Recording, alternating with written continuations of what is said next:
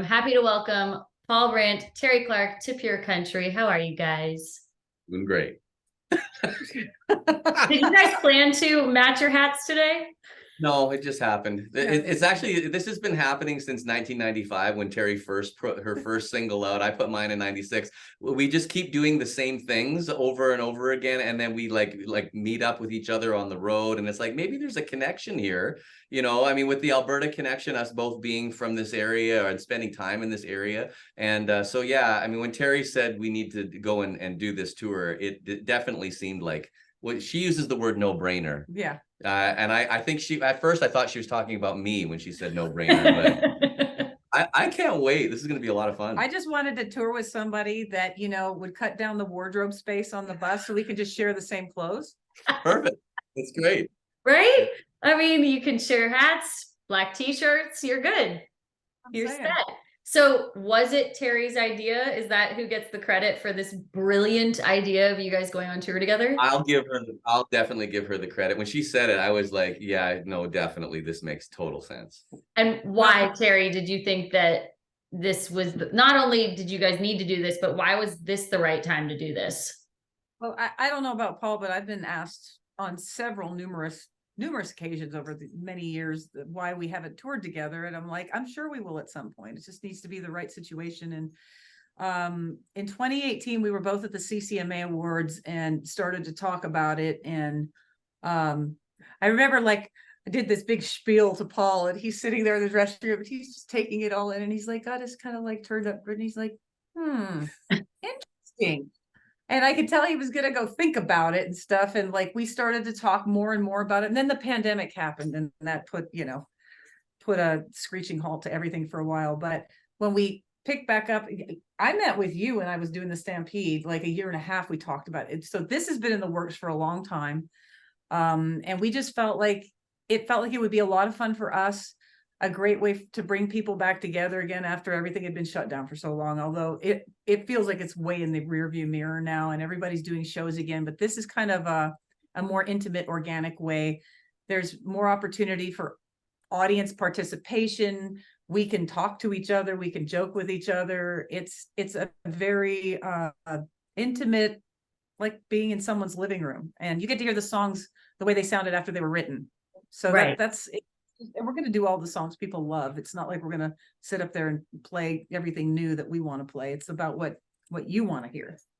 That's what I was going to ask, because it says an intimate evening with the two of you. And I was wondering what you guys meant by that, because I had a feeling when I heard that you guys were going on tour together, and then, saw that on the poster, that it was going to be a different concert experience for fans to get to have. So are you guys going to be on stage together, or how is it going to work?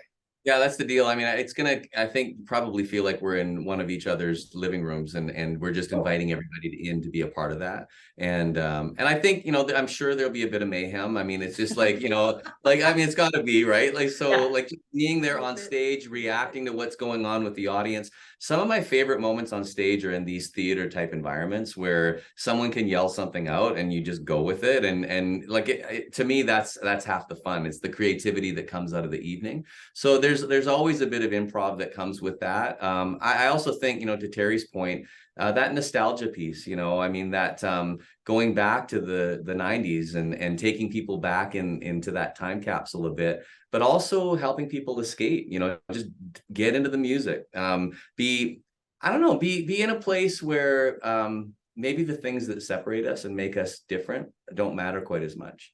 Music's an amazing thing about that, from that standpoint, where it can really connect people. And I'm looking forward to doing that and hanging out with Terri and bringing that across Canada. I'll have to pick a date that I can go and heckle you guys from the crowd and yell out song requests. We'll be watching for you. Yeah, we'll be watching for you. No, I'm gonna wear like a hood with my glasses on. You don't even know. Yeah. Congratulations, Miss Terri Clark, on your 2023 Canadian Music Hall of Fame induction.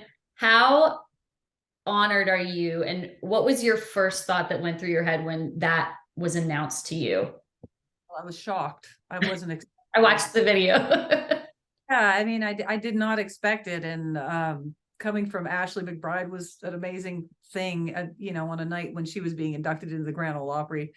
that was just a really great evening. And I just feel so grateful. I'm humbled.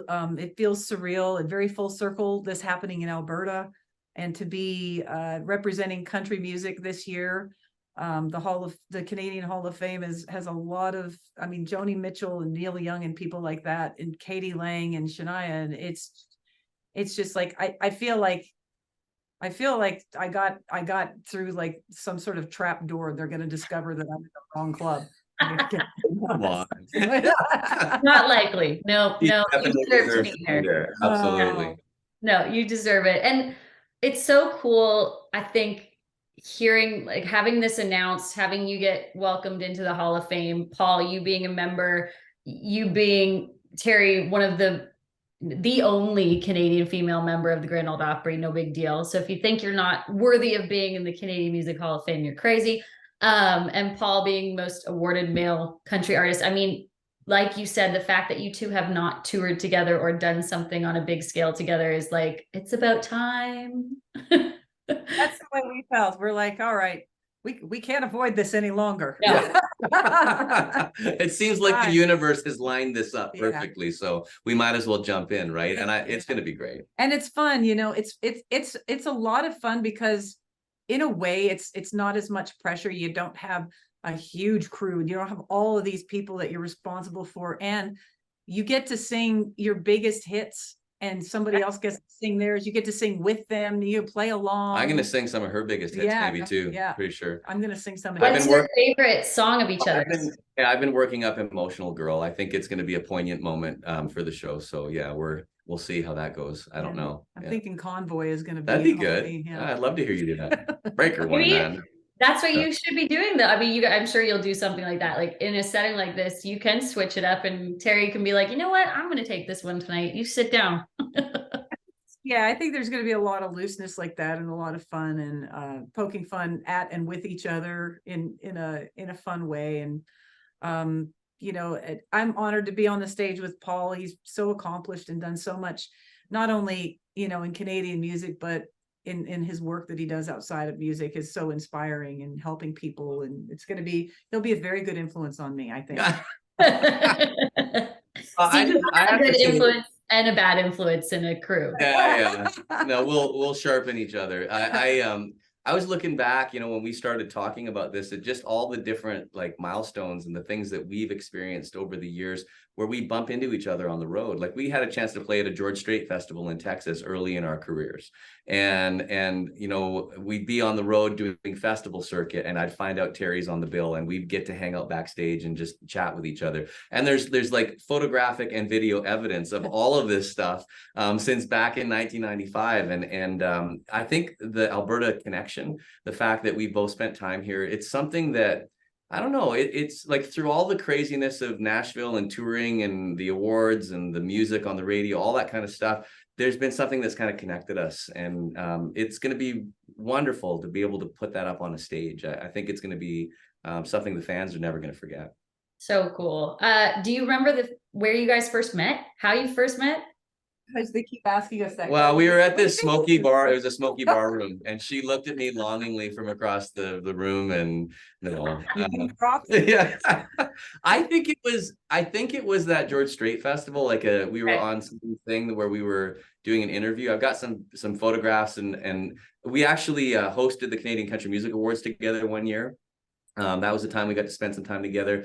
And then like we've shared band members, like, I mean, we've been to each other's houses in Nashville. And so it's just, I don't know, it kind of all blurs together, right? Well, the early years are always a blur for every artist when things are blowing up. It's just what is going on, and you can't even see in front of your nose. There's so much happening. But yeah, Paul being an artist from Alberta and crossing over into the States when he did, and me having that at the same time, that has not happened again in country music, I don't think, since then. I don't think so. I don't think a male and female Canadian artist, let alone being from Alberta, have actually had success and chart success on the radio in the States since that happened. So I think that we are very fortunate, and our timing was right and all of that. But I think it's kind of I think it's got this, what's that word for serendipity to it. That's Yes, the word. that's the word. See, Yeah. he's had his coffee. I Yeah, need to get sure. I know. I was like, I We need my should coffee. I think we should start a new duo. We should start a band. That's probably what we need to do now. I We think shared that's a good idea. first. Would I get inducted on Thursday when you get inducted? If we start a band right now, I think we could, yeah. maybe I could just like I feel like you know. I could also join into that ceremony. I want to manifest that you guys co-host the CCMAs again, because to be honest with you, someone asked me a couple years ago, they were like, who would you love to see host the awards? And I have always said, not just saying this, but I've always thought the two of you are like, you couldn't have had better people represent Canadian country music. Well, Just you saying. could sign us up. We'll go do it. If I could, I would. I've always wanted you guys to do it. So I'm voting Paul and Terri. And I'm in too. Well, congratulations on everything, you guys. And I'm so excited to pick a date to come see you guys on the Homecoming 23 tour this year. Thanks. it's great. Thanks so much. It's great to get caught up with you. Yes, you too. It's been too long. Paul, Brandt, Terri Clark on Pure Country, everyone.